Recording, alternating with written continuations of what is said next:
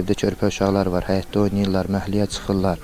Yəni canavar gəlib uşaqlara hücum eləsə buna cavab verəcək kim olacaq? Bax buradan gəliblər belə sürü şəklində özə. Burada ləpirlər də qalıb bu formada giriblər həyətə.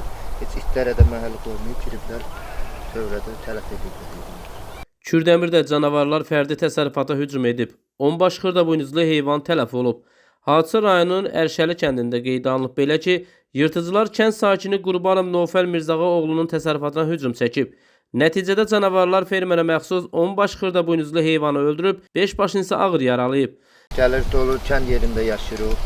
Heç heyvan olmasın, həyətdə uşaqlar olardı. Heç heyvana cumazdı, uşaqlara cumardı. Onda kim cavab verərdi ki buna? Təsərrüfat sahibinin sözlərinə görə, yırtıcılar onun təsərrüfatına ümumilikdə 8.000 manata yaxın maddi ziyan vurublar. Hadisə gecə saatlarında olub, səhərə yaxın olub, yatmış vaxtda olub. Gecə gəlib giriblər həyətə sürü şəklində. Yəni 1-2 dənə canavar işi deyil bu. 2 dənə də həyətdə it olublar. Yerini göstərdim girdiyi yerdən. Girdiyi yerlərin yerini göstərdim sizə. Gəlib 10 dənə heyvanı məhv ediblər. 5-in 6-sını da yaralayıblar. Çəkilişdə gördüyünüz kimi.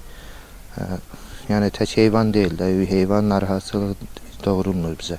Sadəcə evdə körpə uşaqlar var, həyətdə oynayırlar, məhəlləyə çıxırlar. Yəni canavar gəlib uşaqlara hücum eləsə buna cavab verəcək kim olacaq?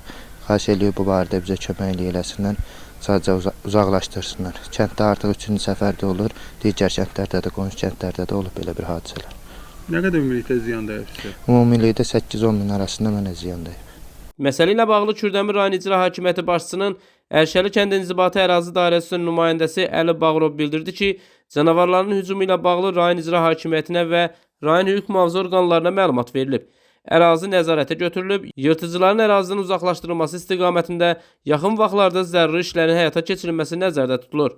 Qeyd edək ki, bir neçə gün öncə yırtıcılar rayonun Çöl-Qubalı və Sığırlı kəndində də təsərrüfatlara hücum çəkib, 30-dan çox xırdabuynuzlu heyvanları məhv edib və fərdi təsərrüfatlara ümumilikdə 15.000 manata yaxın maddi ziyan vurublar. Nizami Rəsulov, Aqil Əsədov xüsusi olaraq Dinas TV üçün.